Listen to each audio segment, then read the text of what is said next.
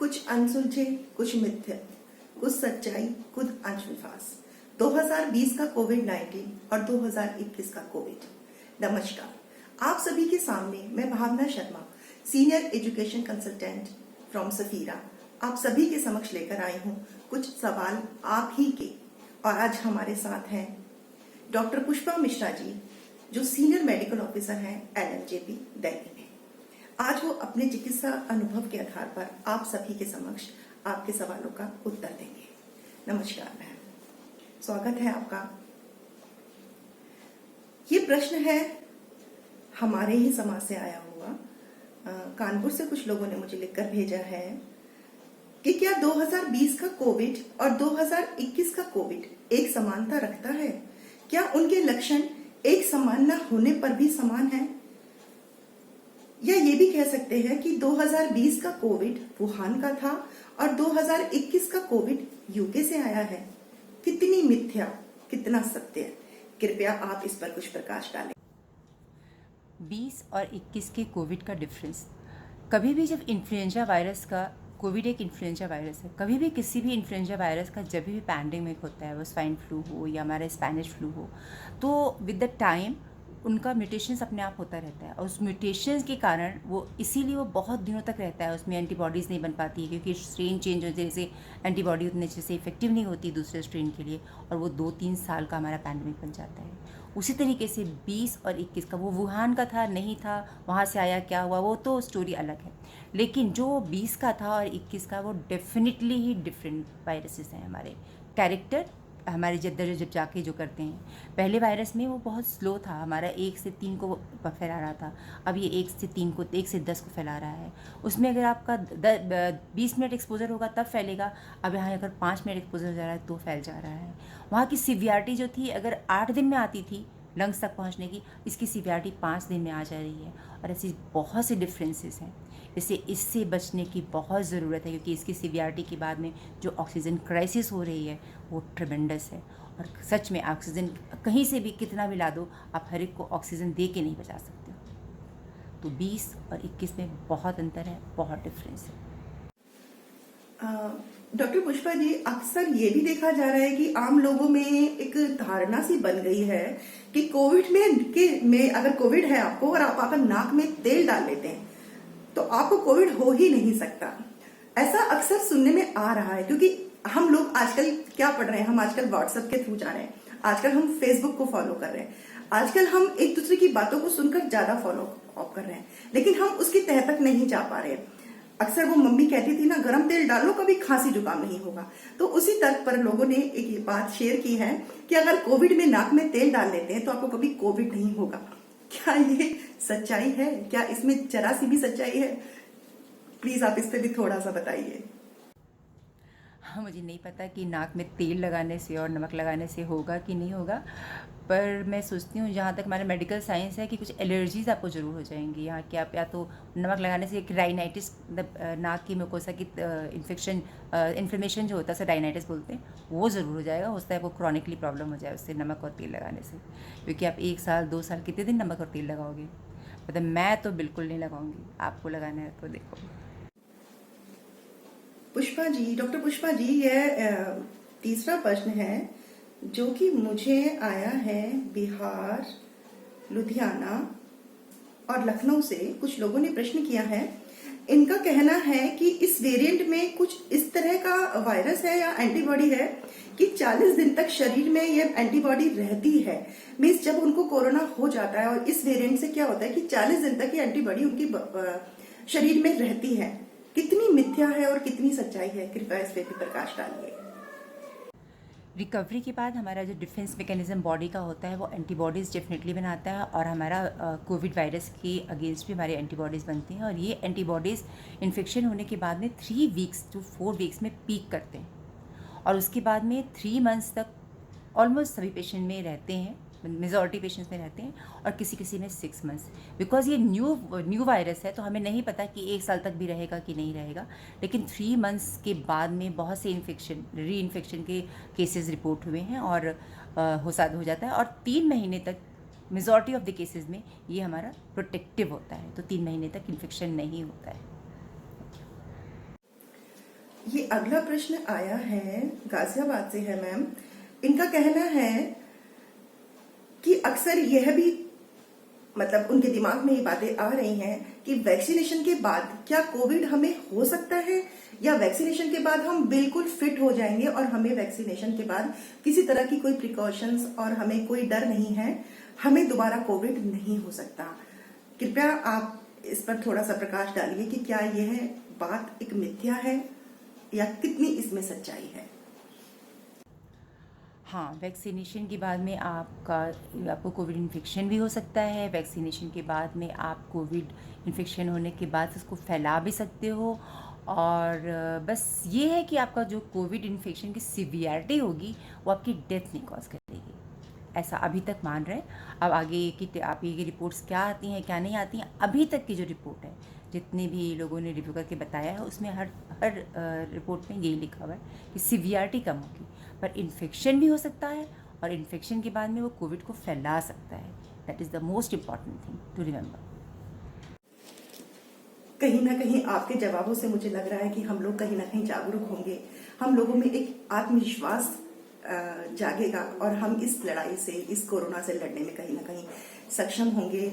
मैं आपका तहे दिल से नमस्कार और धन्यवाद भी देना चाहती हूँ पुष्पा जी, जो आप इस समय हमारे साथ मौजूद हैं, क्योंकि मैं जानती हूँ आपका इस वक्त कोविड पेशेंटों को आप देख रहे हैं, आप 300, 400 पेशेंट डेली हॉस्पिटल में देख रहे हैं। उसके बाद आप घर आते हैं, घर में भी आपके साथ हम जैसे कोई ना कोई आपको बार बार फोन करके डिस्टर्ब भी करते हैं कि मैम ये प्रॉब्लम है मैम, और आप बहुत आराम से, बहुत प्यार से हम सभी के प्रश्नों के उत्तर भी देती हैं और हमें कहीं ना कहीं एक मदद भी दे रहे हैं। आप जैसे हमारा साथ दे रहे हैं, इस तरह से हम आपका तहे दिल से नमस्कार और धन्यवाद भी करते हैं। और मैं आपसे अब अगला प्रश्न करूंगी पुष्पा जी। डॉक्टर पुष्पा जी, ये कहना है, अक्सर यह सुनने में आता है कि 14 दिन क्वारंटाइन रहने के बाद हमें टेस्ट कराने की जरूरत नहीं। क्या यह एक मिथ्या है या एक सच्चाई है? कृपया इस पर भी आप थोड़ा सा प्रकाश डालिए। सिम्टम्स के जब इन्फेक्शन सिम्टम्स शुरू होता है हमारा, उसके बाद 14 दिन के बाद हमारे वायरसेस जो होते हैं उनकी एक साइकिल होती है। उस साइकिल में अपने आप ही वो पूरा वायरस हमारी बॉडी में डीएक्टिवेट हो जाता है। उसके बाद में अगर हम कोविड टेस्ट कराते हैं, वो पॉजिटिव भी आता है, बंदा पॉजिटिव भी आता है, तो इन्फेक्शन फैलाने के उसके चांसेस जो होते हैं निग्लिजिबल होते हैं। आप लेस देन 1% बोल दो, लेकिन वो बंदा खुद ही डरता रहता है और अपने आप को आइसोलेट करने की कोशिश करता है, लेकिन उसके चांसेस जो होते हैं बहुत कम होते हैं। पर इसका एक दूसरा पहलू है। वो पहलू ये है कि 28 डेज़ तक हमारे जो वायरसेस होते हैं वो हमारे एरियाज़, जो हमारे टच एरियाज़ होते हैं, वहाँ पे रह सकते हैं। तो अगर हम 14 दिन तक उसके बाद में भी उस बंदे को क्वारंटाइन कर देते हैं, तो उसके आसपास के सर्फेसेस, एटमॉस्फेयर, वो सब कुछ अपने आप ही आइसोलेशन के कारण, क्वारंटाइन के कारण वो हमारा स्टेराइल हो जाता है, वहाँ से वायरसेस ख़त्म हो जाते हैं। तो ये एक हो सकता है। लेकिन 14 डेज़ के बाद में इसलिए आप RT-PCR नहीं भी कराओगे तो उस बंदे का इन्फेक्शन करने का चांस जो है बहुत बहुत बहुत कम हो जाएगा। Thank you. आशा करती हूँ आप कहीं ना कहीं इस उत्तर से थोड़ा सा सेटिस्फाई और जागरूक हो गए होंगे। डॉक्टर पुष्पा जी, ये सवाल है, दिल्ली से हैं और उत्तराखंड के कुछ अल्मोड़ा गांव से आए हैं। इनका कहना है कि इनके पड़ोस में एक सज्जन रहते हैं जिन्हें जनवरी 2021 में कोरोना हो चुका है, और उनका सभी से यह कहना है कि मुझे अब कोरोना नहीं होगा क्योंकि मेरी बॉडी में एंटीबॉडीज आ गए हैं। कितनी मिथ्या, कितनी सच्चाई? कृपया कुछ प्रकाश डालें।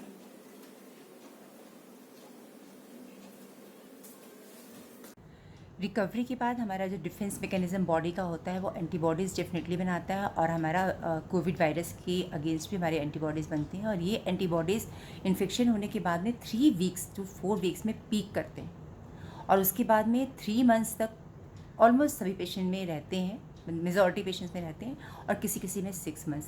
बिकॉज ये न्यू वायरस है तो हमें नहीं पता कि 1 साल तक भी रहेगा कि नहीं रहेगा, लेकिन 3 मंथ्स के बाद में बहुत से री इन्फेक्शन के केसेस रिपोर्ट हुए हैं, और हो जाता है, और 3 महीने तक मेजॉरिटी ऑफ द केसेस में ये हमारा प्रोटेक्टिव होता है, तो 3 महीने तक इन्फेक्शन नहीं होता है।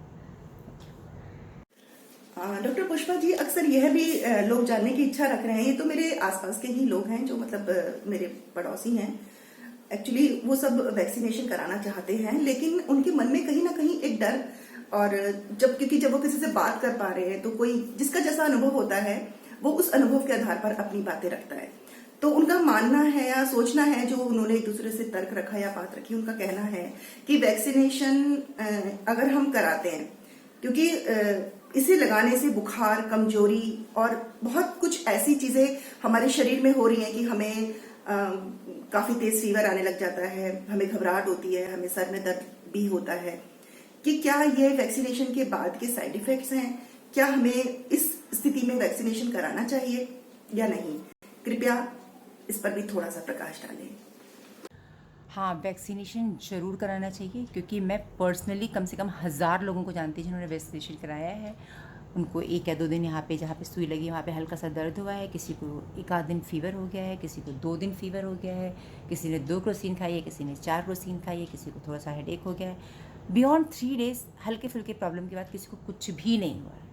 अगर एक potential benefit of protection against Covid हमें मिल रहा है इतनी ज़रा सी प्रॉब्लम से, तो हमें वैक्सीनेशन ज़रूर कराना चाहिए।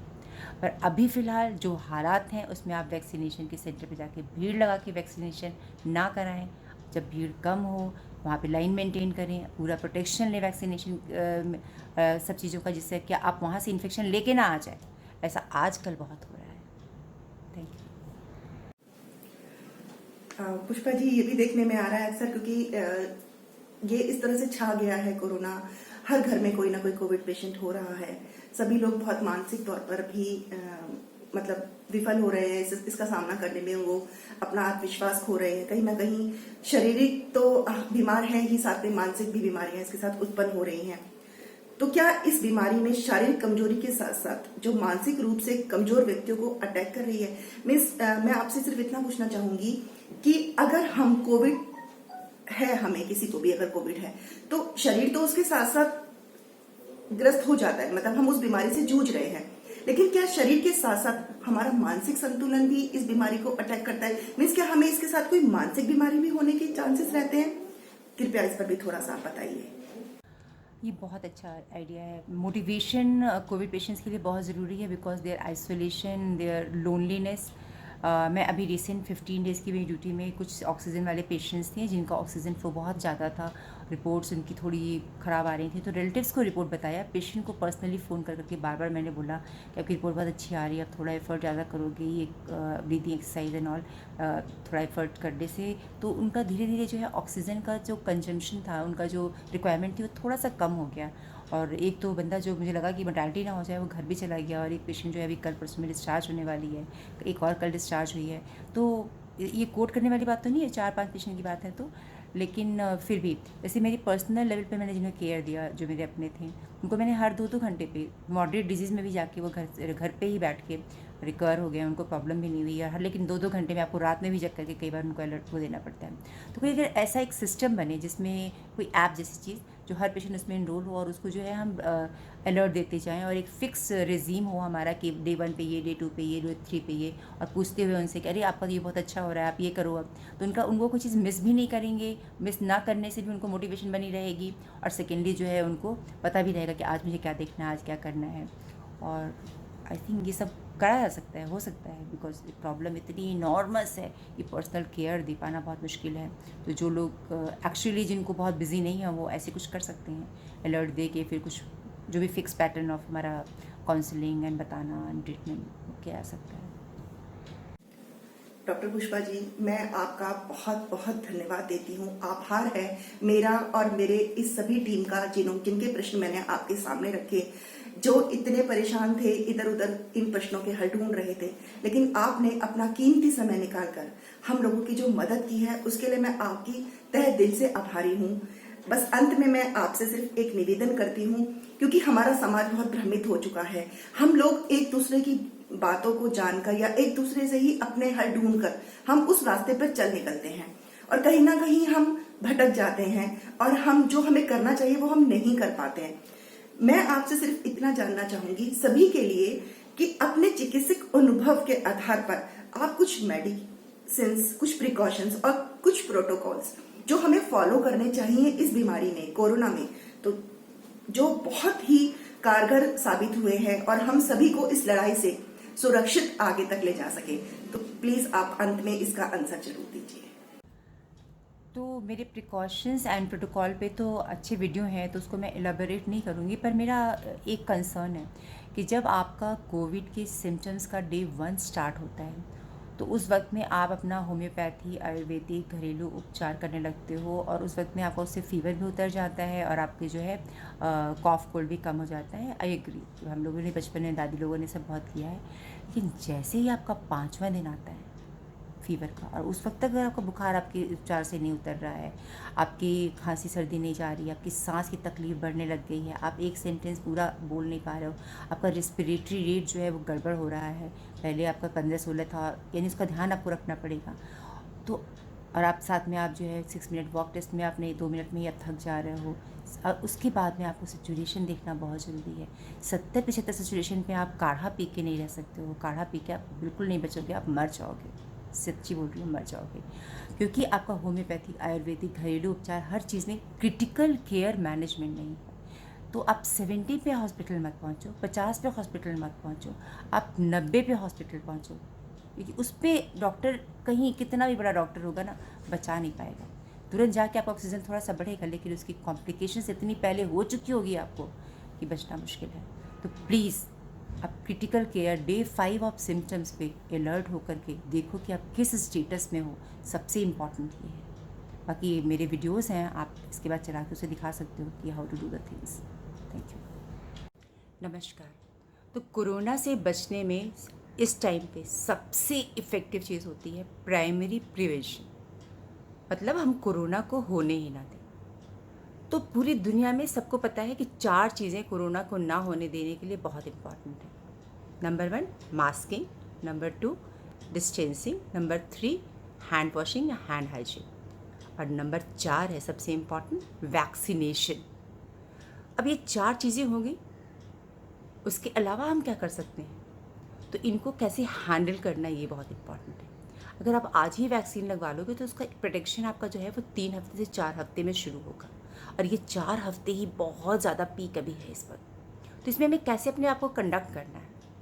अगर आप रोज़ जॉब पे आते जाते हो तो वो तो आपको पता है, क्योंकि आप उसको बहुत दिनों से कर रहे हो कि आपको 3 N95 मास्क रखने हैं।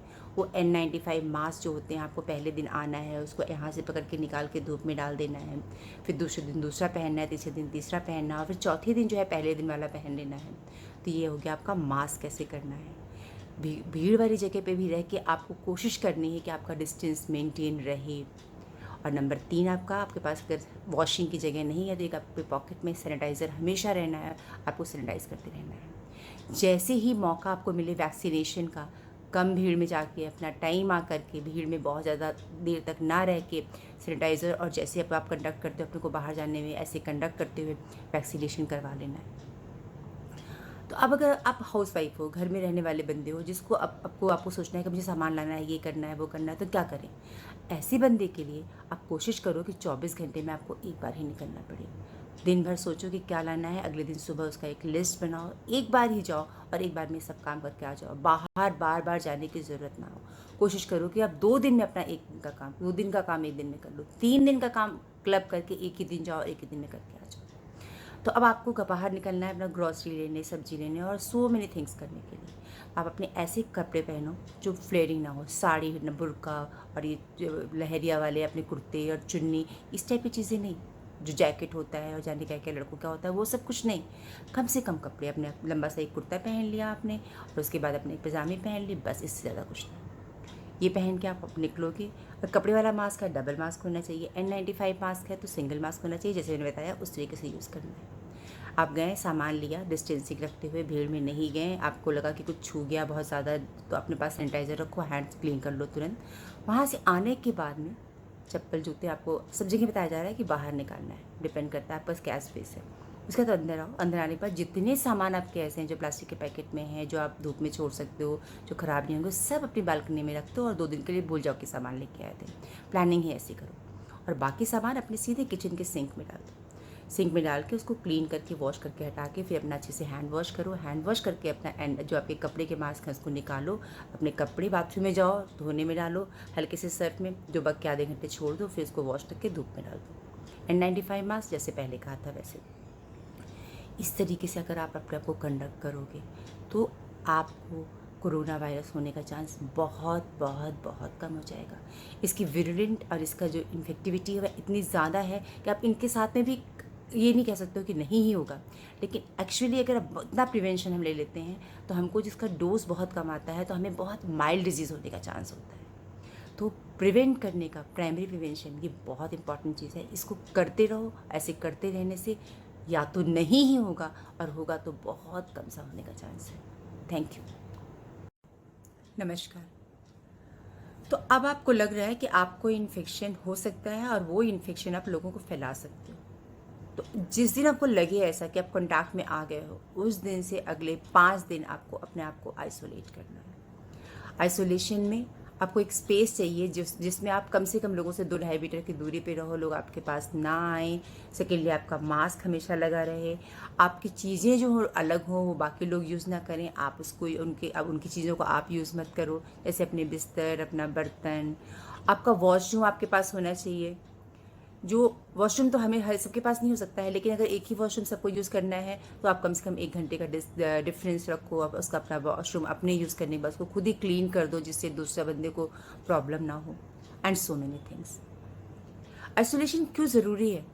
आइसोलेशन इसलिए ज़रूरी है कि जब आप इन्फेक्ट होने वाले होते हो और आपके इन्फेक्शन की शुरुआत होती है, सिम्टम्स की शुरुआत होती है, उसके 1 या 2 दिन पहले से ही आप वायरस जो है दूसरों को फैलाना शुरू कर देते हो।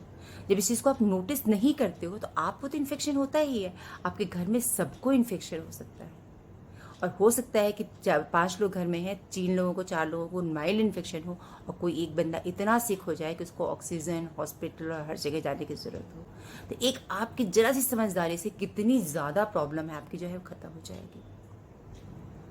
तो आइसोलेशन में आपको 5 दिन तक, जब आपको लगता है कि आपका एक्सपोजर हो गया है, उसके बाद 5 दिन तक आपको अपने आप को अलग रखना है, पूरी फैमिली से बाहर भी नहीं निकलना है और अपने खाने पीने का ख्याल रखना है। अपने को मास्क करना है जब कोई आसपास आ जाए थोड़ा सा तो, और वॉशरूम, बिस्तर, हर चीज़ को अलग करके उसकी क्लीनिंग खुद करनी है।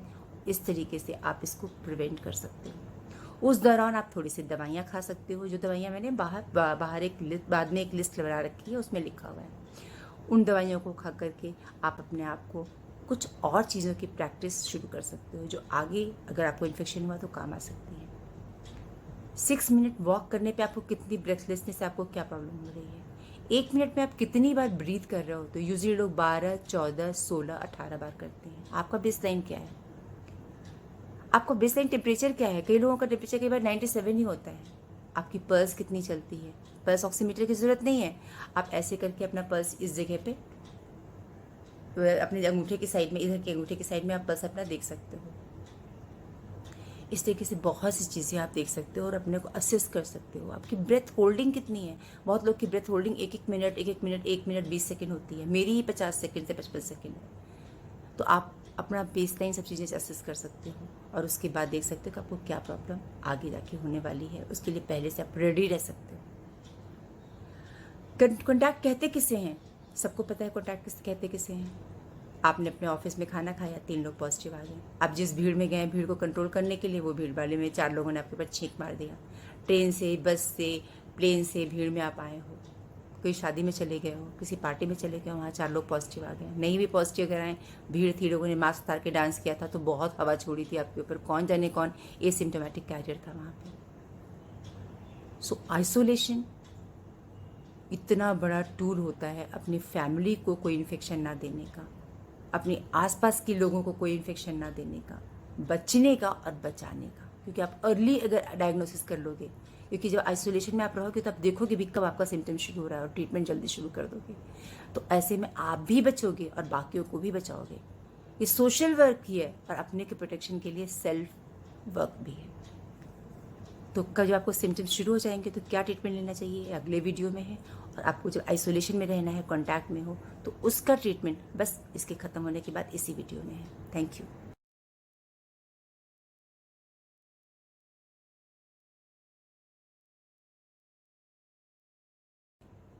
नमस्कार। तो आपका आइसोलेशन कंप्लीट होने के पहले पहले 4थे या 5वें दिन आपको सिम्टम्स शुरू हो गए। सिम्टम्स क्या क्या होते हैं? आपको थोड़ा फीवर हो सकता है, खांसी हो सकती है, सर्दी हो सकती है, सोर थ्रोट हो सकता है, सूंघने और स्वाद में प्रॉब्लम हो सकती है, लूज मोशन हो सकते हैं, आंखें लाल हो सकती हैं, हेडेक हो सकता है एंड सो मेनी थिंग्स। कुछ भी अगर होता है तो आपको आइवरमेक्टिन और एजिथ्रोमाइसिन के साथ में, एजिथ्रोमाइसिन आइवरमेक्टिन ट्रीटमेंट इस वीडियो के सबसे आखिर में दिया हुआ है, वो आपको एक एक गोली 5 दिन खानी है। उसके साथ में आप उन सिम्टम्स की मैनेजमेंट लेंगे। सिम्टम्स में अगर आपको सर्दी हल्की सी हो रही है तो आप लेवोसिट्राजिन ले सकते हो। अगर आपको फीवर हो रहा है तो आप क्रोसिन ले सकते हो। अगर आपको लूज मोशन हो रहे हैं तो आप खिचड़ी, दही, केले से ठीक कर सकते हो। अगर इससे ठीक नहीं हुआ तो आप एक गोली ले सकते हो जो बाद में मैंने लिखा हुआ है। अगर आपको इसके अलावा थकान हो रही है तो आप आराम कर सकते हो। खाने पीने में अच्छा खाना खा सकते हो। भाप लेना ज़रूरी है सुबह, दोपहर, शाम 3 टाइम। गागल कर सकते हो अगर थ्रोट में प्रॉब्लम हो रही है आपको। और इसके अलावा जो भी प्रॉब्लम आपको हो रही है उसके हिसाब से आप दवाई ले सकते हो। ये तो हो गया आपका दवाई का पार्ट। अब इसमें हमें कुछ चीज़ें अपनी इन दिनों जैसे सिम्टम्स शुरू होते हैं उनमें कुछ चीज़ों को हमें मॉनिटर करना होता है, यानी सुबह शाम देखना होता है कि उनमें क्या बदलाव हो रहा है। और कुछ प्रैक्टिसेस तो आपकी ये होगी, भाप, गागलिंग और 6 मिनट वॉक टेस्ट, और ये सब चीज़ें आपकी जो होगी ये हमारी प्रैक्टिस होगी। ब्रेथ होल्डिंग हर घंटे पे करना होता है, ब्रेथ होल्डिंग एक्सरसाइज, ये हमारी प्रैक्टिस हो गई। अब आपको मॉनिटर क्या करना है? आपने पहले ही सीख लिया था आइसोलेशन में कि रेस्पिरेटरी रेट को कैसे मॉनिटर करना है। तो रेस्पिरेटरी रेट अब सुबह शाम अपनी काउंट करोगे, 1 मिनट में कितनी बार मैं ब्रीथ कर रहा हूँ। ब्रेथ होल्डिंग मेरा पहले जितना ही है कि कम हो गया, ये आप काउंट करोगे। अब आप 6 मिनट वॉक टेस्ट में आप कहीं कुछ कम तो नहीं है? पहले मैं 6 मिनट आराम से कर ले रहा था, 5 मिनट ठीक कर पा रहा हूँ, कुछ कम हो गया है, ऐसा तो नहीं हो रहा है। तो ये चीज़ें देखोगे और बाय द टाइम आपका 5वां दिन पहुंचता है, चौथा 5वां दिन पहुंचता है, तब आपको तुरंत अपना पल्स ऑक्सीमीटर का इंतजाम करना है अगर ये चीज़ वर्सन होती है तो आपके सिम्टोमेटिक ट्रीटमेंट का लिस्ट जो है आपके इस वीडियो के लास्ट में है। और कोई वर्सनिंग अगर होती है तो आपको तीसरे वीडियो को भी देखना है, उसका ट्रीटमेंट शुरू करना है, ये देख लेना है। जैसे ही वर्सनिंग स्टार्ट होती है आपका पल्स ऑक्सीमीटर पिक्चर में आ जाता है। वो पल्स ऑक्सीमीटर के साथ में आपकी मॉनिटरिंग शुरू हो जाती है कि आपका सैचुरेशन अब कितना आ रहा है। वो आपका 5वें छठे दिन स्टार्ट हो जाएगा। इसी बीच में आपको अपना टेस्ट भी कराना है। आप RT-PCR भी करा सकते हैं, रैपिड एंटीजन भी करा सकते हैं। उसके लिए आप प्लान करिए और दूसरे तीसरे दिन सिम्टम के वो टेस्ट जरूर करवाइए। Thank you.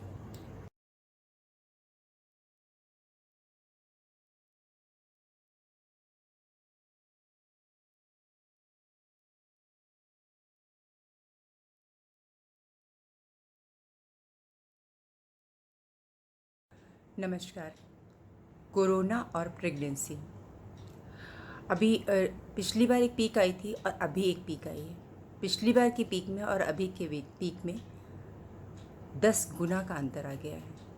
पहली बार अगर 100 में से एक औरत के डेथ का रिस्क था, तो अभी जो हमारे हॉस्पिटल में स्टेटस चल रहा है उसमें 100 में से 10 का रिस्क हो गया है।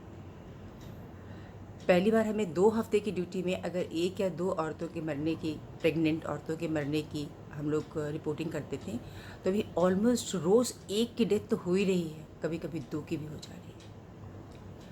तो सारी प्रेग्नेंट औरतों को मेरी एडवाइस है as a gynaecologist in Loknayak hospital कि अगर ज़रूरत ना हो तो आप छोटी छोटी चीज़ों के लिए हॉस्पिटल ना आए। जैसे अगर आपने तीसरे महीने में टिटनेस का टीका लगवा लिया है तो ज़रूरी नहीं है कि उसे चौथे महीने में दूसरा लगवाना ज़रूरी है, या आपका चौथे में शेड्यूल्ड है तो चौथे में ही लगना ज़रूरी नहीं है, 5वें में भी लगवा सकते हो, छठे में भी लगवा सकते हो। तो अगले 4 हफ्ते कोविड के कैसे जाने वाले हैं, इसके लिए आप लोगों को अपनी प्लानिंग करनी है। जिन लोगों को बीपी नहीं है, शुगर नहीं है, जिन लोगों को कोई बड़ी बीमारी नहीं है, कोई क्रॉनिक डिजीज़ नहीं है, जिन लोगों के बच्चे में खराबी होने का अंदेशा डॉक्टर ने नहीं बताया है, यानी कि जो लोग करीब करीब 20 से लेकर के 30-32 साल की उम्र की औरतें हैं जिनकी प्रेगनेंसी में कोई परेशानी नहीं है, ऐसे लोग 4 हफ्ते अगर हॉस्पिटल ना आए तो चलेगा। अगर आपने चौथे महीने तक, 5वें महीने तक, छठे महीने तक डॉक्टर को दिखाया है, अल्ट्रासाउंड करवाया है, उसमें कोई परेशानी नहीं निकली है और आप लोग अपना आयरन, कैल्शियम और फॉलिक एसिड खा रहे हैं, तो आप वही खाते रहो। और 4 हफ्ते के बाद और बच्चे के घूमने का ख्याल रखो, अपनी गोलियां खाओ, अपने खाने पीने का ख्याल रखो, और 4 हफ्ते से 5 हफ्ते के बाद आकर के दिखाओ।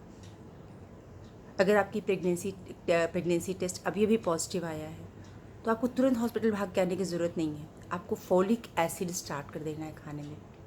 फॉलिक एसिड स्टार्ट कर देना, और हल्का हल्का नौजिया जो है उसके लिए खाने पीने से आता है, आप उसको ठीक कर लो। नहीं तो एक डॉक्सीनेट टैबलेट आती है, उसे ले सकते हो आप, 1 या 2।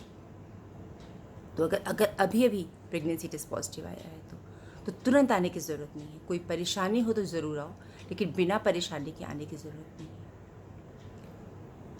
एक 5वें महीने में एक अल्ट्रासाउंड करवाना होता है, सारे डॉक्टर कहते हैं करवा लो। उस अल्ट्रासाउंड को करवाना ज़रूरी होता है नॉर्मल पीरियड में, लेकिन उसमें 1% चांस होता है नॉर्मल प्रेगनेंसीज़ में, जिनमें कोई हाई रिस्क नहीं है कुछ भी बच्चे में खराबी होने का।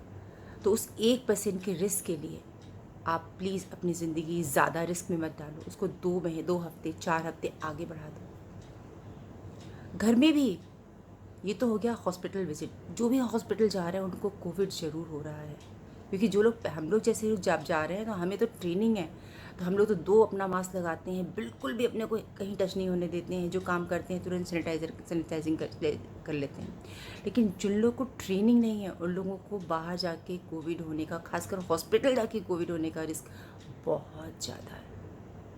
प्रेगनेंसी में पहले से ही ये हमारी इम्यूनिटी थोड़ी सी कम होती है, क्योंकि हमें बेबी को कैरी करना होता है। तो उन लोगों के इस वायरस से, इस टाइम के वायरस से इन्फेक्ट होकर सीरियस होने का चांस बहुत बढ़ जा रहा है।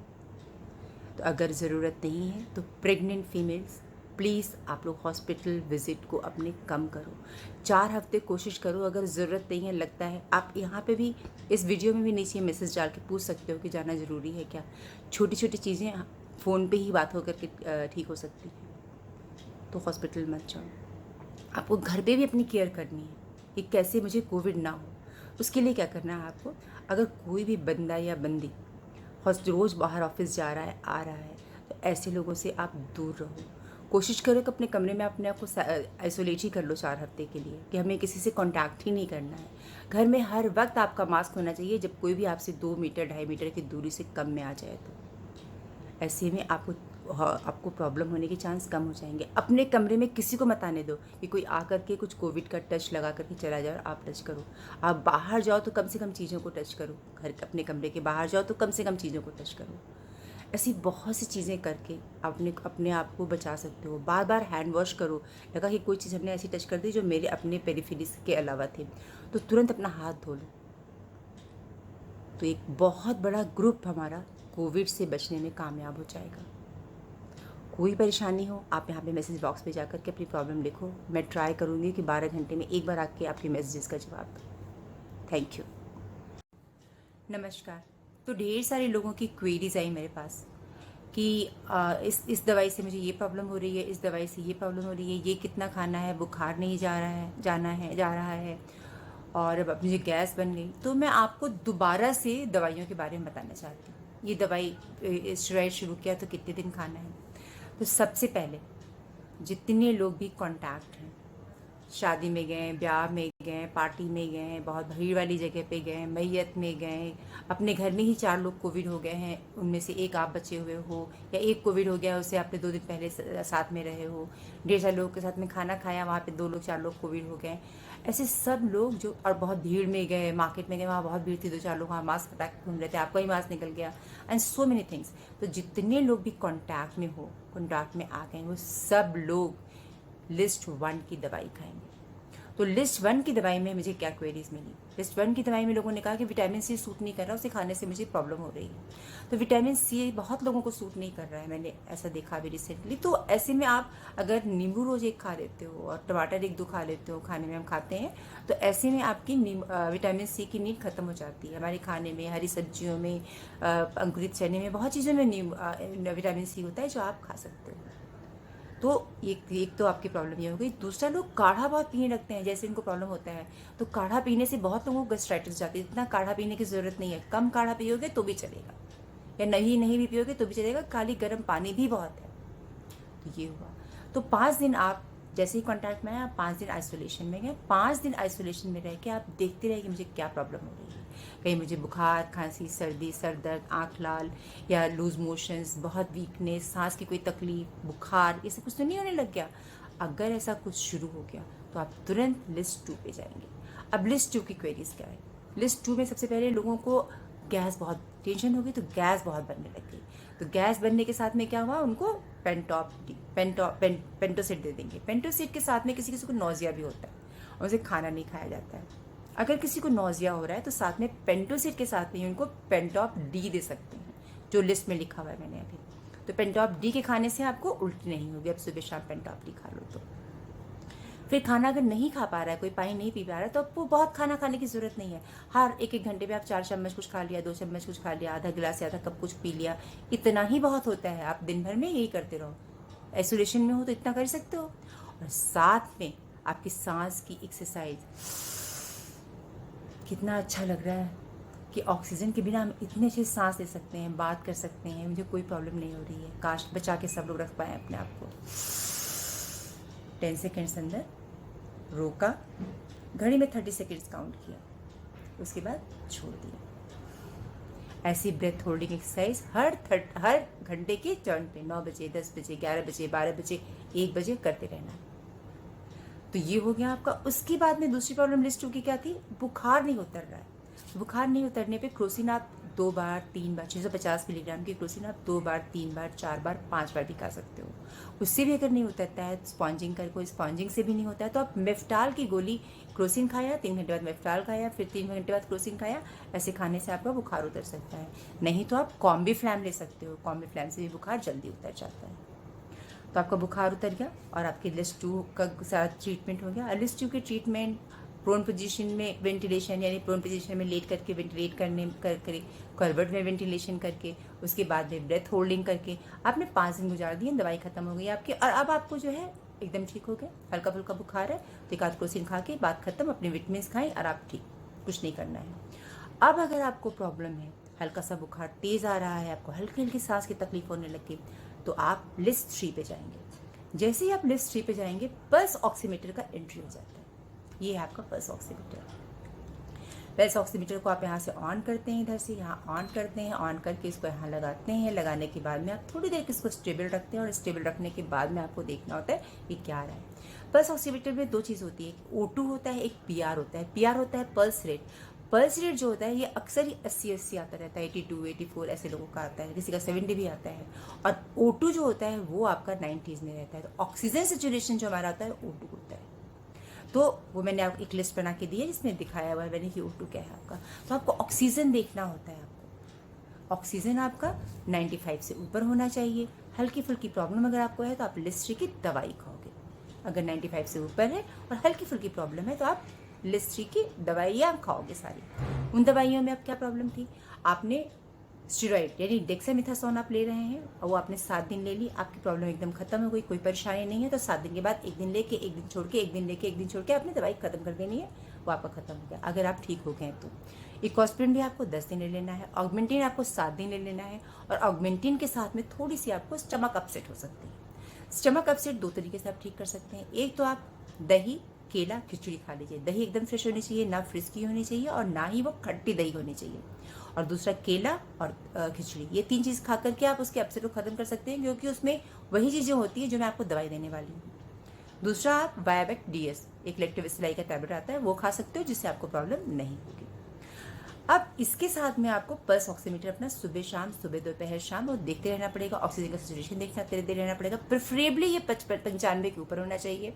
और कभी अगर 93 भी होता है ऊपर नीचे थोड़ा बहुत, तो बहुत परेशान होने की बात नहीं है। मान लो कभी 93 हो गया फिर 95 हो गया तो बहुत परेशान नहीं हो। लेकिन अगर 93 बार बार हो रहा है, अब आपको ऑक्सीजन चाहिए।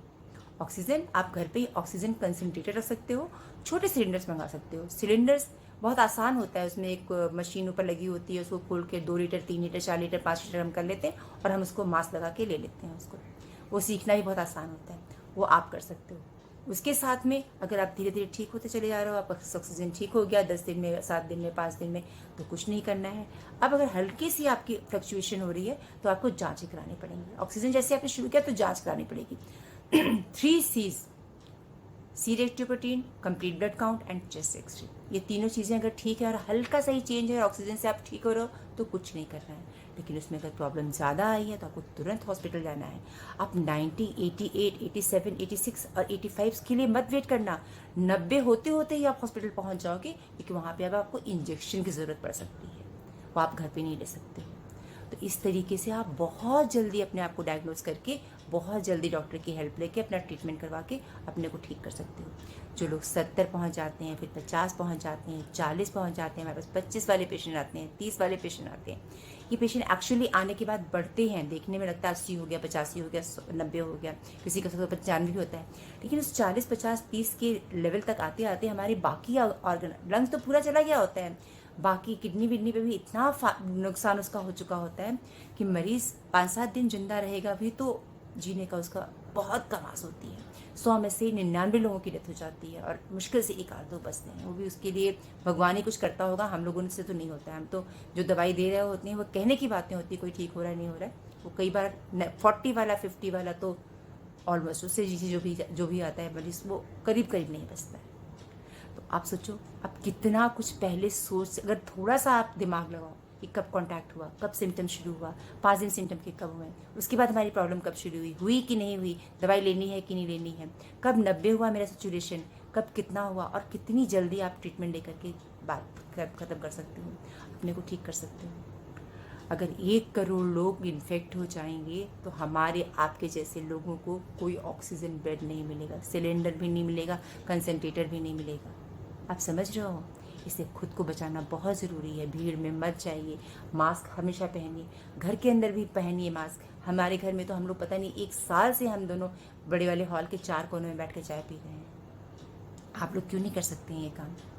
1 साल 2 साल और रहने वाला है कोविड, अभी ये फिर से पीक इसका आएगा। हमें ये करना सीखना पड़ेगा, हमें ऐसे रहना सीखना पड़ेगा। Please, thank you.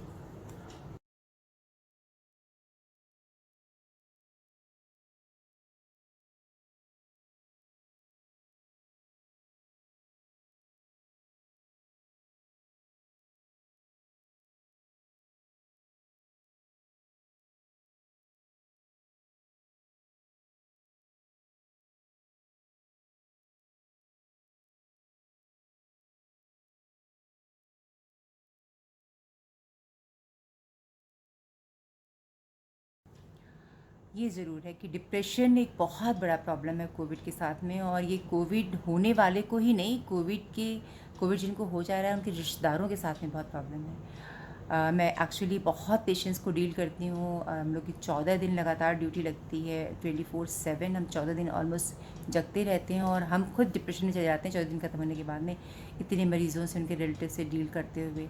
और उसी के पैरेलल जो होता है, क्योंकि अब आप हॉस्पिटल जाना थोड़ा मुश्किल होता है, तो आपको उतने ही अमाउंट में अपने घर परिवार, दोस्तों के फ्रेंड, उनके फ्रेंड, तो डिप्रेशन, माइल्ड डिप्रेशन तो मुझे लगता है कि मेजॉरिटी ऑफ लोगों को हो जाता है, और कुछ मॉडरेट में भी जाते हैं। कुछ लोग ऐसे भी होते हैं कि अपने नियर वंस के कारण पैनिक अटैक होने लगते हैं उनको। तो ये चीज़ें तो हैं, और साइकेट्रिक हेल्प भी बहुत कम मिल पाती है because of the so called lockdown. Self lockdown उनका अपना होता है कि हम बाहर कैसे जाएं एंड ऑल। तो एंड आपने सुसाइड्स एंड ये सब सुना ही होगा। So it's real problem. Doctor Pushpa ji, आपने इतना कीमती समय हम सभी के लिए निकाला। मैं सफीरा की टीम की तरफ से आपका सब धन्यवाद करती हूँ, हृदय से आपका धन्यवाद करती हूँ, आभार प्रकट करती हूँ कि आपने इन सभी जो भी हमारे आसपास जो प्रश्न घूम रहे थे उन सबका उत्तर आपने बहुत ही अच्छे तरीके से दिया। और मुझे लगता है कि अब सभी बहुत कहीं ना कहीं सेटिस्फाई हो गए होंगे। उनके मन में जो भ्रमित चीजें चल रही थी वो कहीं ना कहीं उसको लेके जागरूक भी हो जाएंगे, और इस लड़ाई में लड़ने के लिए सभी तैयार हो जाएंगे। जीना आसान है, लेकिन अपने आप में अपना मनोबल बढ़ाना बहुत जरूरी है। हम किसी भी चीज पर विजय पा सकते हैं अगर हमारा आत्मबल, हमारा मनोबल हमें कहीं ना कहीं एक सही दिशा देता है और हम उसके साथ चलते हैं, तो मुझे लगता है कोई भी मुश्किल, कोई भी आसानी हम आसानी से पता कर सकते हैं। डरना नहीं है, सबको बहुत अच्छे से सबका हाथ पकड़ना है, एक दूसरे का साथ देना है, ना सही मेल मुलाकातों का हमसे जैसे बने रिश्ता बनाए रखना।